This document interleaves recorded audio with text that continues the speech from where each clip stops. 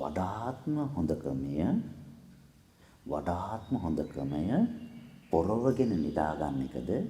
එහෙම නැත්නම් නිදාගෙන වැතිරිලා ඊට පස්සේ පොරව ගන්න එකද?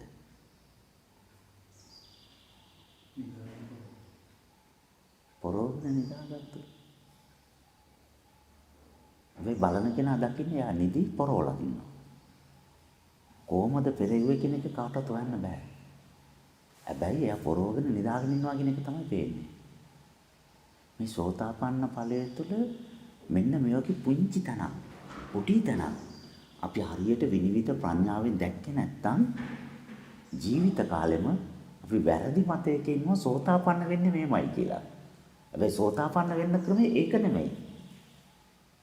සුතමේ ඥාන ශ්‍රවණය කරලා ඒක තුලින් යථාභූත ඥානය අවබෝධ කරගත්තොත් පරමාර්ථයේ ස්පර්ශ කෙරුවොත් එයා සෝතාපන්න වෙනවා. දැක්කා මාර වැඩි. මාර වැඩි මෙයානේ අර දැන් අවුරුදු 20කට කලින් අවුරුදු කුමාරි බලන්නකො වැරෑලි වෙලා ඉන්න විදිහ. මිනිස්සු වයසට යනවා.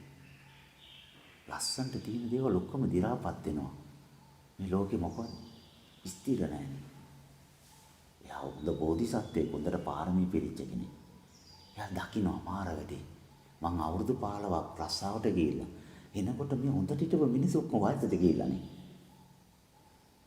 එහෙනම් මේ ලෝකයේ ස්ථිර වශයෙන් මොකවත් පවතින්නේ යථාභූත ඥානය අවබෝධ වුණා. පරමාර්ථ ධර්මයෙන් පෘථිවිය දැක්කය. සෝතාපන්න වුණා. කවුරුත් බණ කිව්වේ නැහැ.